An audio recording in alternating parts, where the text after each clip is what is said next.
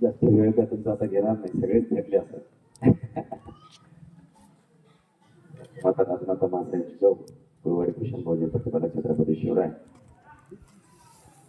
स्वराज्याचे टाकलेले छत्रपती संभाजी महाराज आणि ज्या महात्मांची आज जयंती आहे प्रतिनिधी नागाच्या मस्तकावर नसो गोरगरीब कामकरी सगळ्यांच्या हातावर कळलेले आहेत. अशा कामगारांना उद्बोधून ज्या कामगार नेत्यांनी आयुष्यभर काम केलं वंचितासाठी एवढंच नाही, तर ज्या राजाने स्वराज्य निर्माण केलं त्या राजांचा पोवाडा रशियामध्ये जाऊन गायला आणि खऱ्या अर्थाने जगाला छत्रपती कळवले असे लोकशाही साहित्यरत्न अण्णाभाऊ साठे यांच्या जयंतीनिमित्त मी त्यांच्या विचारांना त्यांच्या कार्याला तीव्र वंदन करतो. आणि ज्या संघर्ष योद्धा मराठा योद्धा मनोज जरांगे पाटील यांच्या वाढदिवसाच्या निमित्तानं आज या ठिकाणी रक्तदान शिबिराचा कार्यक्रम चिंचोली गावकऱ्यांच्या वतीने घेण्यात येतोय. त्या कार्यक्रमाला उद्घाटक म्हणून बोलवल्याबद्दल मी तुमचे मनस्वी या ठिकाणी आभार व्यक्त करतो. कदाचित अनावधानानं झालेला उद्घाटक मी आहे, परंतु त्याच्यातच समाधान मानून जे जे जे आपणाशी खावे ते इतरांशी द्यावे, शहाणे करणे सोडावे सकाळचं नाही या म्हणीप्रमाणे आमच्याकडे जे जे आहे ते आम्ही मित्राला देतच आहोत. आणि ते देण्यासाठी नितीन पाटलाच्या माध्यमातून धनंजयने तुमच्या गावामध्ये बोलवण्याचा आग्रह केला आणि तुमच्या आग्रहाला मान देऊन विनंतीला मान देऊन मला या गावात शेवटी तुम्हाला ठिकाणी यावं लागलं. पण बांधवांनो, नांदेड जिल्ह्याचे 1365 गावं लोकसभेच्या नुसार जर काढले तर त्या 1365 गावामध्ये जरांगे पाटील जोपर्यंत पोहोचणार नाही तोपर्यंत माझं अव्यक्त कार्य असं चालत होणार आहे. बरे माझं शरीर साथ देव करणार आहे. आजच्या या रक्तदान शिबिराच्या कार्यक्रमाला उपस्थित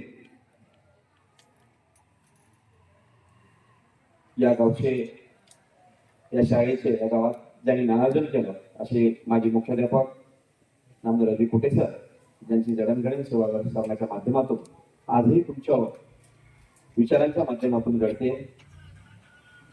त्या गावातला पहिला MBBS डॉक्टर सुजय कौशल्य याचं मला अभिनंदन या ठिकाणी करावं असं वाटतं. कदाचित तू 3 वर्षाखाली MBBS ला लागला नसतास तर आता मात्र 100% लागला असतात, कारण तो आता कुंडी झाला असतात. हनुमंतरावजी कौशल्य गावचे सरपंच ग्रामसेवक भारती साहेब आणि या गावाला ज्याने दिशा दिली, आज जवळपास अर्ध गाव म्हणायला हरकत नाही कुणबी होऊन बसलं, त्याच्या पाठीमागे कडी मेहनत असते मित्र. जोपर्यंत आपण काहीतरी पेरणार नाही तोपर्यंत काही उगवणार नाही. या गावाला तानाजी पाटील तुमच्यासारख्या माणसांनी उपोषणाच्या माध्यमातून त्या गावाला दिशा देण्याचं काम केलं. स्वतः तुम्ही अगोदर देह भिजवला, त्याच्यानंतर हे सगळं रोपटं आज उगवलेलं तुम्हाला दिसत असेल. त्यासाठी उपोषण करून या गावाला जे तुम्ही चळवळीच्या माध्यमातून एकवटण्याचा कार्यक्रम केला ते खरोखरच स्फूर्ती आहे. आमच्या सर्वांच्या पेक्षा जास्त आज या उपोषणकर्त्यांचं या ठिकाणी करावं तेवढं कौतुक कमी आहे. तानाजी पाटील कौशल्य यांचं मी या ठिकाणी मनपूर्वक स्वागत करतो आणि अभिनंदन सुद्धा करतो की तुमच्या या कठोर परिश्रमामुळे कदाचित तुमच्या गावातल्या आज एवढ्या नोंदी तुम्हाला भेटल्या असतील किंवा उठून देण्यासाठी मदत केली असेल. तसेच माझ्यासोबत दुसरी सहकारी राजदुर्गा संघटने जिल्हाध्यक्ष शहाजी पाटील शिंदे हाळदेकर यांनी सुद्धा त्यांच्या गावामध्ये अतिशय टोकाचं आंदोलन उपोषण केलं. शेवटी आमरण उपोषण सोडा म्हणून विनंती करण्यासाठी आम्हाला भेट द्यावी लागली आणि खरोखर आमच्या विनंतीला मान देऊन शहाजी पाटील आज ते आमरण उपोषण सोडून आपल्यामध्ये सामील झाले. त्या विनंतीला मान दिल्याबद्दल शहाजी पाटील धन्यवाद. परंतु आम्हाला आज एक एक माणूस महत्वाचा वाटतोय, कारण 450 लोक आज आमचे गळफास घेऊन आत्महत्या करून गेले. आता आम्हाला 450च्या वरी हा आकडा जाऊ द्यायचा नाहीये, म्हणून आम्ही एक एक माणूस जपण्यासाठी आम्ही पोटतिरीकडे सांगतो की पोरांनो, जेवढं करता येईल तेवढं करा. हे निबरगट शासन आहे, आपल्यासारखे हजारो मुद्दे पडले तर त्यांना काही लाज द्यायला शरम नाही, म्हणून आपले मुद्दे पाडण्यासाठी शासनाने राज्यकारभार चालवायचं ठरवलंय. म्हणून तुम्ही थोडस काही ठिकाणी माघार घ्यायला शिका. जेव्हा शिवरायांचा गरिबी कावा त्यांना सांगितल्यानंतर त्यांनी विनंतीला मान देऊन त्यामुळे उपोषण माघार घेतली आणि त्या शहाजी पाटलाची पण बिकट झाली होती. आजही ते या ठिकाणी येऊ शकले नसते, आता नंबरी पडून राहू शकले असते, परंतु शहाजी पाटलांनी विनंतीला मान दिला आणि उपोषण माघार घेतलं आणि आज तो मावळा जनजागृती करत अख्ख्या नांदेड शहरामध्ये फिरतो, नांदेड जिल्ह्यामध्ये होते आम्हाला अभिमान वाटतोय. आमच्यासोबतचे दुसरे सहकारी भास्करजी आंबर्डे हे छावा श्रमिक संघटनेचे मराठवाडा विभागीय अध्यक्ष आहेत. त्याच्यानंतर आमचे जिल्हा सहकारी आणि दाजी म्हणून ज्यांना संबोधतो अशोकरावजी कदम, संभाजी ब्रिगेड जिल्हा उपाध्यक्ष गजानन पाटील काळेकर, मराठवाडा विभागीय अध्यक्ष भारत संघटना महाराष्ट्र, मराठा सेवक सुधीर देशमुख तरोडेकर, मराठा सेवक आमचे हरीशजी कदम आणि कंधार तालुक्याचे संभाजी ब्रिगेड अध्यक्ष नितीन पाटील कोकाटे, या सगळ्यांच्या उपस्थितीत आज संघर्ष मराठा योद्धा मनोज जरांगे पाटील यांचा वाढदिवस रक्तदान शिबिराच्या माध्यमातून चिंचोलीमध्ये साजरा होतोय. याचा आम्हाला मनस्वी आनंद आहे. कारण ज्या माणसाने समाजासाठी रक्त आटवलं त्याच माणसाच्या वाढदिवसानिमित्त तुम्ही रक्त कलेक्ट करून जर वाढदिवस करत असाल तर याच्यावर पुण्य दुसऱ्या कुठल्याही कार्यामध्ये नाही वाजवा. म्हणून तसा आदेश जरांगे पाटलांचा होता. नव्या तर 2 दिवसाखाली आम्ही जेव्हा भेटलो, नितीन पाटलांचा आग्रह होता की आपल्याला खूप मोठा कार्यक्रम दादाच्या वाढदिवसानिमित्त लावायचा आहे. ते दादांना ऐकलं आणि दादांना स्पष्ट सांगितलं की बिलकुल कार्यक्रम लावू नका, माझ्या वाढदिवसाचे बॅनर लावू नका, माझ्या वाढदिवस आनंद साजरा करू नका. जर माझा वाढदिवस आनंदाने साजरा करायचा असेल तर पहिल्यांदा मला शोषितांना वंचितांना न्याय द्यावा लागेल, त्याच्यानंतर तो आनंद राहील. म्हणून आज जरांगे पाटलांचा आदेश आहे की कोणीही माझं स्वागत किंवा माझे मोठे मोठे फ्लेक्स किंवा आनंद उत्सव साजरा होईल असा वाढदिवस साजरा न करता सामाजिक आणि समाज उपयोगी कार्यक्रम लावून जर वाढदिवस साजरा केला तर मला अत्यानंद होईल. कारण या मातीला गुलामगिरीची सवय नव्हती, पण या राज्यकर्त्यांनी गुलामगिरीची सवय लागली आणि महादेव मुंडे सारखा हातकात बळी बीड जिल्ह्यामध्ये घेतला आणि महादेव मुंडेला न्याय मिळवून देण्यासाठी त्यांच्या पत्नी आमच्या भगिनी ज्ञानेश्वरीताई मुंडे रस्त्यावर येऊन आंदोलन करायला सुरुवात केली. आज 19 महिन्यानंतर सुद्धा त्या प्रकरणाला कुठलीही चालना मिळाली नव्हती, परंतु संघर्ष योद्ध्यांनी त्या प्रकरणामध्ये उडी घेतली आणि आज स्वतःचा वाढदिवस सोडून तो माणूस महादेव मुंडेला न्याय देण्यासाठी बीडच्या रस्त्यावर उतरला. मला या चिंचोलीमधून जास्त बोलायचं नाही, परंतु मला चिंचोलीमधून सरकारला एवढंच सांगायचं, तुम्ही पेरलेल्या कुत्र्यांच्या माध्यमातून मराठ्यांना जर बदनाम करण्यासाठी मराठ्यांना जातीवादी ठरवत असाल तर खऱ्या अर्थानं आजचा जातीवाद तुम्हाला दिसतोय तो तुम्ही जातीवाद बघा आणि आज संघर्ष माझ्या मुद्द्यासाठी न्याय मागतोय तो जातीवाद बघा. जर एकदा कदाचित पिसाळलेले कुत्रे आमच्या अंगावर सोडण्यासाठी आमच्या मागण्यांना वेगळी वाट करून देण्यासाठी पिसाळलेल्या कुत्र्याच्या माध्यमातून जर जरांगे पाटलाच्या अंगावर सोडत असाल तर सरकारच्या सगळ्या लाचार कुत्र्यांना माझं आव्हान आहे, जरांगे पाटील जातीवंत वाघ आहे आणि जातीवंत वाघाच्या अंगावर जर पिसाळलेले कुत्रे सोडणार तर हा चिंचोलीमध्ये बसला गरजेचा वाघा कधी मला पाडल्याची सोडणार. कारण जरांगे पाटलाची खरी ताकद ही आहे, ज्या ज्या गावामध्ये जरांगे पाटील जातील त्या त्या गावामध्ये संख्या ही लाखांचीच आहे. हे तुम्ही कारवाई करून चालणार नाही. आजपर्यंत जरांगे पाटलाचा संघर्ष आपण जर बघितला 2014 पासून ते 2026 पर्यंत 25 पर्यंत आम्ही याची डोळा पाहतोय. त्या माणसाच्या अंगामध्ये कुठलाच मोह माया मत्सर भोग काहीच नाही. त्या माणसाला लोक नाही, त्या माणसाला पैसा माहित नाही, त्या माणसाला पद माहित नाही, त्या माणसाला प्रतिष्ठा माहित नाही. आज जरांगे पाटलाचं पद पैसे आणि प्रतिष्ठा पण विचारलं तर फक्त शून्य उत्तर समोर येईल. त्या माणसाकडे कुठलाही पद नाही, त्या माणसाकडे कुठलीही प्रतिष्ठा नाही, ज्या माणसाकडे कुठले राहायला घर नाही, 1.5 एकर शेती शिल्लक राहिल्या 3.5 एकर मधून असा माणूस जर समाजासाठी पोटतिडकीने लढा देत असाल आणि माझ्या गोरगरीब मराठ्यांना न्याय मिळवून देण्यासाठी महाराष्ट्राच्या सरकारला नरदेवर बसून आरक्षण मागत असाल तर याच्यामध्ये आम्ही आमचा न्याय मागतोय, आम्ही आमचा हक्क मागतोय. दादाजी पाटील तुमच्यासाठी उपोषण करते, उपोषण करून त्यांची ताकद वाढवत आहेत. ते पोटसून कोणाला देखत नसाल तर त्यांनी जातीवाद म्हणून मराठ्यावर ठपका ठेवला असेल तर त्या सगळ्यांना या ठिकाणी उत्तर आहे. आज जरांगे पाटलाचा वाढदिवस आम्ही साजरा करतो 70% मराठ्यांना आरक्षण देऊन. ज्या दिवशी 100% मराठा आरक्षण जाईल त्या दिवशी जरांगे पाटलाचा वाढदिवस नाही उत्सव होईल. कारण आज 1 तारीख आहे, 1 ऑगस्टला लोकशाहीर अण्णाभाऊ साठेंची जयंती. विचार करा 1 तारखेला किती माणसं कसे जन्मू शकतात, 1 तारखेला अशा माणसाच्या जयंत्या होऊ शकतात, अशा माणसाचे वाढदिवस होऊ शकतात. तर या 1 तारखेमध्ये ताकद किती असेल. अरे 1 तारखेला जन्मणारी व्यक्तीच विरंगत असते. त्यांनी आजपर्यंत केलेल्या कार्याचा ठसा 100% पाठीमागे उमटवल्याशिवाय राहणार नाही. 100% समाजाला काही ना काहीतरी दिल्याशिवाय ते जाऊ शकत नाही. लोकशाहीर अण्णाभाऊ साठेंनी समाजाला जे दिलं आज 100-150 वर्षानंतर आपल्याला त्याची जाणीव होईल. त्याची जाणीव जरांगे पाटला जिवंत असताना तुम्हाला राहणार नाही ना. बांधगडांनो ध्यान ठेवा, ज्या दिवशी जरांगे पाटलाने दिलेलं आरक्षणाचं दान आमच्या पदरात पडाल, हजारो लाखो मुलं आमच्या जेव्हा शासकीय सेवेमध्ये सामील होतील ना त्या दिवशी जरांगे पाटलाचं महत्व कळलं. आज जरांगे पाटलावर टीका करणाऱ्यांना या ठिकाणी उत्तर आहे. आज जरांगे पाटील जिवंत हाडामासाचा माणूस तुझ्या समोर म्हणतो त्याची किंमत नसेल. एवढा प्रामाणिक योद्धा मराठ्यामध्ये कधी भेटला नाही आणि कधी भेटणार सुद्धा नाही. आज 40 वर्षाच्या लढ्याला कुठेतरी मूर्त रूप आलं. आताच आमच्या नितीन पाटलांनी उल्लेख केला, 1982 ला अण्णासाहेब पाटील डोक्यामध्ये गोळी घेऊन त्या ठिकाणी पहिली आत्महत्या मराठा आरक्षणासाठी केली. जेव्हा सरकारमधला एक आमदार ज्या पक्षाची सत्ता त्या ठिकाणी होती आणि त्या सभागृहाच्या समोर सरकारला अल्टिमेटम दिला होता, जर एकदा कदाचित उद्याचा सूर्य निघण्याच्या अगोदर मराठा समाजाला आर्थिक निकषावर आरक्षण भेटलं तर अण्णासाहेब पाटील उद्याचा सूर्य बघाल. अन्यथा आर्थिक निकषावरचं आरक्षण जर नाही दिला तर उद्याचा सूर्य हा अण्णासाहेब पाटील बघणार नाही. काय कमिटमेंट होते त्या लोकांच्या, काय विचार होते त्या लोकांचे, काय तत्व होते त्या लोकांचे. अण्णासाहेब पाटलाला रात्री 5 वाजेपर्यंत झोपायला नाही, सकाळी 7 वाजता त्यांनी शेवटचा आढावा घेतला. या निबरगट सरकारनं त्याही वेळ न्याय दिला नाही आणि या निबरगट सरकारनं आजही न्याय द्यायला कमकुवत करते. त्यावेळेस सुद्धा सकाळी 7 वाजता अण्णासाहेब पाटलाला कळालं की मराठा समाजाचा आरक्षणाचा मुद्दा निकाला निघाला नाही. अण्णासाहेब पाटलांनी स्वतःची रिव्हॉल्वर काढले आणि डोक्यावर ठेवून पहिलं बलिदान मराठा आरक्षणासाठी 23 मार्च 1982 ला दिले. तेव्हापासून ते आजपर्यंत अण्णासाहेब पाटील गेले, अण्णासाहेब जावळे गेले, स्वर्गीय विनायकरावजी मेटे गेले, प्राध्यापक देवदासजी वडजे गेले, किशनरावजी वरखिंडे गेले. मध्यंतरी 1989च्या काळामध्ये पुरुषोत्तमजी खेडेकर यांनी वैचारिकतेची लढाई लढली. वैचारिकतेच्या लढाईमध्ये पोरांच्या हातामध्ये दगड आणि धोंडे दंगली मधल्या पोरांना सोडून देऊन पेन आणि पुस्तक दिले. वैचारिकतेची लढाई सुरू झाली.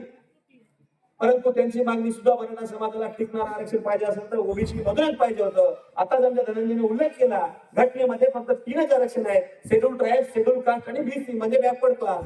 हे 3 आरक्षण असताना आम्हाला 4थं आरक्षण शासन का देऊ पाहत आहे, याचा अर्थ शासनाचा घोळ आमच्या डोळ्यासमोर स्पष्ट दिसला. मराठा समाजाची फसवणूक करायची, मराठा समाजाला आरक्षणामध्ये झुलवत ठेवायचं आणि त्यांच्या कार्यकर्त्याचा वापर करून घेऊन आपण निवडणुका जिंकायच्या आणि सत्तेवर बसायचं. बांधवांनो, एक गोष्ट ध्यान देऊन लक्षात घ्या, जर यदा कदाचित या महाराष्ट्रात राज्य करायचं असेल तर महाराष्ट्रातला सगळ्यात मोठा समूह कोणत्या जातीचा आहे, त्या जातीचे प्रश्न हे शासन कधीच सोडवणार नाही. कारण जर प्रश्न निकाली लागले तर या जातीमधले बहुसंख्य असणारे युवक आमच्या पाठीशी झेंडे घेऊन कधीच राहणार नाही, त्यांना माहिती असते. आणि मराठ्यांच्या पोरांमध्ये आग आणि धग आणि रग एवढी कायम आहे. एखादा नेता त्याचा कायम झाला तर तो नेता निवडून येईपर्यंत त्याच्या पाठीमागे झेंडा घेऊन फिरल्याशिवाय राहणार नाही. ही आत्मीयता आमच्या पोरांमध्ये आहे, ही कष्ट करण्याची तयारी आमच्या पोरांमध्ये आहे. मग मराठीच्या पोरांना आरक्षण दिलं, मराठीचे पोरं शाळा शिकून चांगल्या हुद्द्यावर जर गेले तर मग आमच्या पाठीमागे झेंडे घेऊन फिरणार कोण, ही भीती त्यांच्या मनामध्ये आहे. म्हणून मराठा आरक्षणाचा मुद्दा हा मागच्या 40 वर्षापासून यांनी रखडत ठेवलाय. हा माझा स्पष्ट आरोप आहे. जर 40 वर्षाच्या रखडलेल्या मुद्द्याला हात घालून जरांगे पाटलाच्या माध्यमातून ही मागणी अतिशय तंतोतंतपणाने आणि समाजाच्या हिताची होत असेल म्हणून 29 ऑगस्ट 2023 रोजी पैठण येथील खुट्टा चौकामध्ये जरांगे पाटलांनी ओबीसीच्या आरक्षणामध्ये घातलेला खुट्टा उघडण्याची शपथ घेतली होती. नाही तर मी म्हणेल की घरी जाऊन त्यांनी सांगितलंच होतं, मी आता लढाई आरक्षणाची लढायला चाललोय. बायकोला सांगितलं, मी आलो तर तुझा नाही तर समाजाचा कुंकू पुसून तयार राहा. एवढं धाडस आजपर्यंत आमच्या कुठल्याही नेत्याने केलेलं नाही. आम्ही अनेकांना नेते मानले, आम्ही अनेकांचे भेटे करून फिरलो, पण आजपर्यंत जरांगे पाटलासारखं उत्तर आम्हाला कोणीच दिलं नाही. जरांगे पाटलाने ज्या दिवशी कमिटमेंट ती केली, ती कमिटमेंट आजही त्या कमिटमेंटवर माणूस ठाम आहे. घराचा उंबरठा चढताना 10 वेळेस माणूस विचार करते, मी माझ्या घरात पाऊल टाकून माझ्या लेकरा बाळाला जवळ करतोय खरं, पण महाराष्ट्रातल्या 5 कोटी मराठ्यांचे लेकरा उघड्यात पडले त्यांचं काय? एवढा विचार करणारा प्रामाणिक नेतृत्व आपल्याला कधी भेटलंय का? याचा विचार तुम्हाला आम्हाला करायचा. 29 ऑगस्ट 2023 पासून आजपर्यंतच्या प्रत्येक आंदोलनाची दिशा जर आपण जरांगे पाटलाची बघितली तर बांधवांना तुमच्या लक्षात येऊन जाईल, एकही लढाई त्या माणसानं असंविधानिकरित्या लढली नाही, एकही लढाई कायद्याच्या विरोधामध्ये लढली नाही, एकही लढाई समाजाच्या भूमिकेच्या विरोधामध्ये लढली नाही. प्रत्येक वेळेस समाजाला न्याय भेटेल हीच भूमिका त्या माणसाने घेतली. मग ते आंदोलन असेल, उपोषण असेल, ठिय्या असेल, मोर्चा असेल, घोंगडी बैठक असेल, चावडी बैठक असेल, प्रत्येक वेळी जरांगे पाटलांना जेव्हा स्टँड घेतलाय तेव्हा समाजाला काही ना काहीतरी देण्याचा स्टँड घेतलाय. अन्यथा जरांगे पाटलाच्या व्यतिरिक्त ओबीसीची रस्त्यावर उतरून मागणी करणारे किती नेते होते तुम्ही दाखवून द्या. ज्या पद्धतीने जरांगे पाटलांना सांगितलंय की ज्या छगन भुजबळला मराठा आरक्षणाचा ओबीसी मधून जाण्यासाठी खुट्टा घातला ना, तो खुट्टा उपडल्याशिवाय मी स्वस्त बसणार नाही. आज तो खुट्टा उपडलाय. कारण 70% समाज त्याच्यात गेलाय. बांधवांनो, तुम्हाला आम्हाला भले भेटलं नसेल, पण माझ्या कुठल्या तरी बांधवाला ओबीसी आरक्षण भेटलेलं आहे. माझ्या कुठल्या तरी बांधवाला कुणबी सर्टिफिकेट भेटलेलं आहे. नव्हे तर मी म्हणाल की चिंचोली वासियांना भेटलेलं आहे. आणि ज्या चिंचोली वासियांनी ज्या गोष्टी या सीमेच्या पलीकडे जाऊन करायला पाहिजे त्या सगळ्या केल्या. याच्या पाठीमागे तुमची सगळी मेहनत आहे. मी पुरुष एकदा तुमचं सगळ्यांचं अभिनंदन करतो. कारण नांदेड जिल्ह्यामध्ये 2947 सर्टिफिकेट आजपर्यंत इश्यू झाले. तर 2947 पैकी जवळपास 500 चिंचोली असतील. तर मला वाटतं की नांदेड जिल्ह्यामध्ये 1 नंबरला गाव चिंचोली असायला पाहिजे. आणि कंधार आणि लोह्याचं काय नशीब आहे की पहिल्यापासूनच ऑलरेडी या तालुक्यामध्ये अधिकारी जास्त आहेत. चारकडला तर अख्खं गावात अधिकारी IAS IPS न भरून गेलेलं आहे. आता दुसरं गाव चिंचोली ही तुमची जबाबदारी आहे.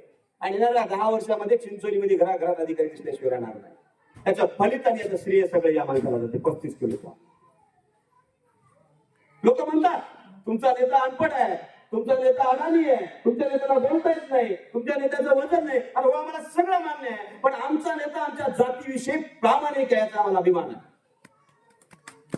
तुमच्या सरकार विकल्या जाणार नाहीये. असे कित्येक आले, कित्येक गेले. अरे आपल्या गावात एखाद्या आमदारांना जर खांद्यावर हात टाकला ना, 8 दिवस खरंच पोरगं गुरगुरते. आपल्याला नीट बोलत की नाही, कारण आमदारानं माझ्या खांद्यावर हात टाकलाय. मुख्यमंत्र्यापासून कॅबिनेट मंत्र्यापर्यंत अख्खं मंत्रिमंडळ लोळलं होतं आंदोलनामध्ये. 1 रुपयाचा पेमेंट नव्हता त्या माणसाला. आणि आजही नाही. जर समाजासाठी 1 इंच जर ते माणूस मागे हटला तर मला तुम्ही दाखवून द्या या जागेवर हटला म्हणून. तुमच्या मनामध्ये प्रश्न असतील, तुमच्या मनाची कावड मला कळते. धनंजय पाटलांना राजकारणात वापस यायला पाहिजे, धनंजय पाटलांनी मुंबईला वापस यायला नव्हतं पाहिजे. या सगळ्या प्रश्नाची उत्तर द्यायला तुमच्यापर्यंत आलं. मला माहित नाही पुरुष तुमच्या गावात कधी येईल, परंतु आज सांगतो बांधवांनो, धनंजय पाटलांनी मुंबई येथून गेल्या वर्षी घेतलेली भागा ही समाजाच्या हिताचीच होती. आरक्षण असं कुठं नाहीये घातला डब्यात हाताने दिलं. आरक्षणासाठी आपला टप्प्याटप्प्याची लढाई लढावी लागली. धनंजय पाटलांना अनेक वेळा सरकारला अल्टिमेटम दिले, अनेक वेळा माघार घेतली, पुन्हा ताकदीने लढाई सुरू केली, पुन्हा अल्टिमेटम दिले, पुन्हा सरकारकडून काहीतरी काढून घेतलं, पुन्हा माघार घेतली, पुन्हा अल्टिमेटम दिला, पुन्हा सरकारकडून काहीतरी काढून घेतलं, पुन्हा माघार घेतली. माघार घेऊ स्वतःचा जीव वाचून त्या माणसाला आरक्षणाची लढाई इथपर्यंत आणली. म्हणून 6 उपोषणाच्या माध्यमातून 17 दिवस उपाशी राहून पोट तिडकीने लढा देऊन आजही तो माणूस झेंड्यासारखा फडकतोय. जातीसाठी आपला स्वाभिमान आहे. जनता कदाचित अडमुठी भूमिका घेतली असती आणि आपल्या 4-2% लोकांच्या सांगण्यावरून माघार घ्यायचीच नाही, जीव गेला तरी हरकत नाही, तर दुसऱ्या उपोषणामध्ये माणसाचा जीव गेला असता. आज 8,27,000 पूर्वी प्रमात्र महाराष्ट्रामध्ये इश्यू झाले ते झाले असते का? 8,27,000 पूर्वी प्रमाणपत्र जर महाराष्ट्रामध्ये इश्यू होत असतील तर हा छत्रपती शिवरायांच्या स्वराज्यानंतरचा दुसरा गनिमी काळ महाराष्ट्रामध्ये घडला आपला, असं म्हणावं लागेल. कारण ज्या ज्यावेळी अल्टिमेटम दिला तेव्हा शिंदे समितीची मुदतवाढ होत गेली. ज्या ज्यावेळी अल्टिमेटम दिला सरकारनं आपल्याला काहीतरी बदल टाकत गेलं. अन्यथा अगोदरच्या बैठका आम्ही बघितल्या, सरकारच्या माध्यमातून बैठका बोलवायच्या, मंत्रिमंडळ उपसमितीच्या बैठकीमध्ये चहा बिस्किट खायचं, पहिली बैठक उठवायची, सगळ्यांचे भाषण होऊ द्यायचे, शेवटी मंत्री महोदय म्हणायचे अण्णासाहेब पाटील आर्थिक विकास महामंडळाला 500 कोटी तरतूद. बैठक संपली. परत 2 महिन्यानंतर आमचे आंदोलन व्हायचे, परत मंत्रिमंडळ बैठक बोलवायची, परत मंत्रिमंडळाच्या बैठकीच्या उपसमितीच्या माध्यमातून सगळ्यांचे भाषण जोरदार व्हायचे. शेवटी मंत्रिमंडळाचा उपसमितीचा अध्यक्ष उठायचा, 300 कोटीची तरतूद. बैठक संपली. अरे आरक्षण कुठे आहे? धनंजय पाटलांनी या सगळ्या गोष्टीचा अभ्यास करून मूळ गुन्ह्याला हात घातला, पहिले मला आरक्षण द्या आणि ते मी ओबीसीतूनच द्या, तर आणि तरच मराठा समाजाचे प्रश्न मिटणार आहेत आणि सुटणार आहेत. अन्यथा मराठा समाजाचा प्रश्न असा कायम राहणार आहे. सारथीवर आणि अण्णासाहेब पाटलावर आमच्या बैठका उठल्या तर अन्यथा ही जर बैठका उठल्या आमचा समाज कधीच सुधारणार नाही.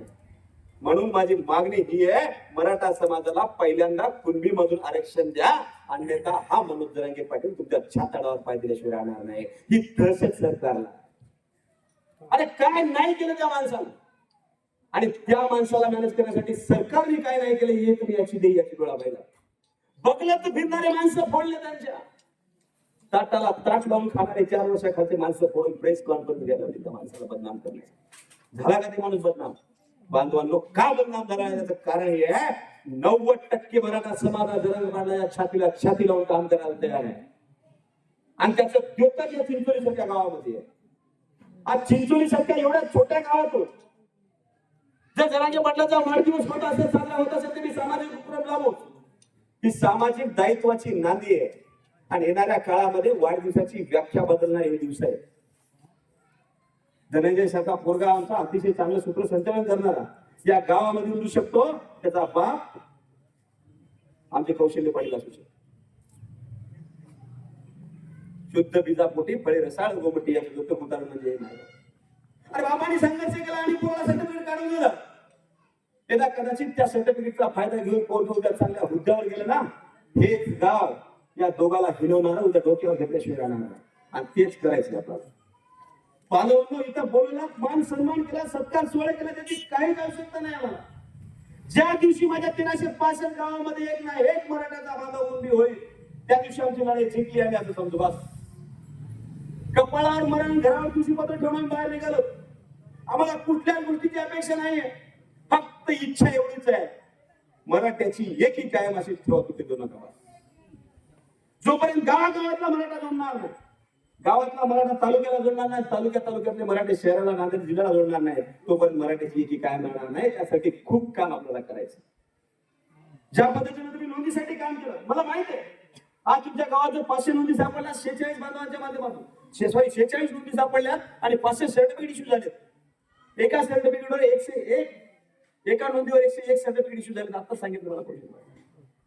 जर एका सर्टिफिकेटवर 101 नोंदी सापडल्या, एका नोंदीवर 101 सर्टिफिकेट इश्यू होत असतील, तर जरांगे पाटलांनी 8,27,000 नोंदी या राज्याला दिल्यात कराय. तुम्ही सांगा, तुम्ही शिकलेले आहात. भले आमच्या बाबाने अजिबाने होतं, त्यांना कळत नव्हतं, पण आज माझ्या भावाकडे अँड्रॉइड मोबाईल आहे. ज्या अँड्रॉइड मोबाईल मध्ये तुम्ही ट्विटर, व्हॉट्सअप, इन्स्टा चालवता ना, त्याच अँड्रॉइड मोबाईल मध्ये गुगलवर सर्च करा की मराठ्यांच्या महाराष्ट्रामध्ये आतापर्यंतच्या कुणबी नोंदीचा आकडा किती आहे, तुम्हाला स्पष्ट समोर दिसून जाईल. कोण म्हणते जरांगे पाटलाची लढाई सक्सेस झालेली नाही. 40 वर्षाच्या एवढ्या युग पुरुषांच्या पेरलेल्या विचारांना, त्यांच्या गेलेल्या देहाना आणि 450 केलेल्या आत्महत्याचं सगळ्यात मोठं फलित म्हणजे मराठा समाजाचा कुणबी समावेश. आणि जरांगे पाटलाच्या माध्यमातून एवढा झालाय. आता राहिला 30%. ऑलरेडी विदर्भातले सगळे कुणबी मराठा हे कुणबी मराठा आहेत. ऑलरेडी खानदेशातले सगळे मराठा हे कुणबी मराठा आहेत, ऑलरेडी ओबीसी मध्ये आहेत. पश्चिम महाराष्ट्रातला 75% भाग ऑलरेडी कुणबी असल्यामुळे तो ओबीसी मध्ये आहे. कोकणामध्ये गडगंज मराठा आहेत, त्यांना गरज नाही कुणबी लावून घ्यायची. कुणबी म्हणले की ते प्रतिष्ठेचा विषय असतात. आमच्या माळावर दगड पिकतात, आम्हाला लावूनच घ्यावं लागते, पर्याय नाही दुसरा आमच्याकडे. कारण आमच्या बापाला तुडपुंजी जमीन आणि त्या जमिनीमधून उत्पन्न होणारं तुटपुंज, त्याच्यावर आमचा गाडा संसाराचा हक्कच नाही. त्याच्यामुळे आमच्या घरामध्ये, प्रत्येक घराघरामध्ये मराठ्याच्या जोडधंदा किंवा नोकरी पाहिजे म्हणजे पाहिजे. आणि जोडधंदा नोकरी पाहून घेण्यासाठी आम्हाला कुणबी सर्टिफिकेट मिळवून घेण्यासाठी आम्हाला कुणबी मिळायला कुठलीच लाज वाटत. कोणी टीका करत असेल पंजाबराव देशमुखांच्या सभा निवडल्या, तो काळ वेगळा होता, आजचा काळ वेगळा. आज आम्ही इतिहासामध्ये जायचे मुळगीत नाही आहोत. छत्रपती शिवाजी महाराज, महासाहेब जिजाऊ, संभाजी महाराज आम्हाला अनेक जणांनी प्रबोधनातून समजून सांगितलंय. आम्ही त्याच्यातही पडण्याच्या भानगडीत नाही होता. आजपर्यंत याच मराठ्यांच्या पोरांचा, आमच्यासारख्या तन्या बांड पोरांचा, रक्तांचा, सळसळत्या रक्तांचा अनेक राजकीय भाडखावनी वापर करून घेतलाय. कोणी हिंदुत्ववादी म्हणतो, कोणी बहुजनवादी म्हणून. पण आज मराठा समाज तसा नाहीये. आज मराठा समाजाला फक्त मराठावादी विचार पडायला लागले. कारण का, माझ्या घरामध्ये होणारी अवहेलना ही फक्त मलाच माहित आहे, शेजाऱ्याला माहित नाहीये. म्हणून माझं घर जर मला टिकवायचं असेल तर पहिल्यांदा मला माझ्या पायावर उभं टाकावं लागेल. माझ्या पायावर उभं टाकावं लागत असेल तर मला पहिल्यांदा माझे लेकरं चांगले शिकवावं लागेल. माझे लेकरं चांगले शिकवायचे असतील तर मला आरक्षणामधूनच लेकरांना प्रवेश द्यावा लागेल. अन्यथा मराठा म्हणून ज्या शाळेमध्ये मी जाईल त्या शाळेची फीस भरता भरता माझं कंबरनं मोडून जाईल, याची जाणीव मला आहे. म्हणून मी कुणबी व्हायला तयार आहे. आम्ही घोषणा देतो, एकच आहेत कुणबी मराठा, देऊन टाका आमचा वाटा. कित्येक ठिकाणी मराठवाड्यातल्या, विदर्भातल्या सगळ्या सोयीपणाच्या नोंदी सापडल्या.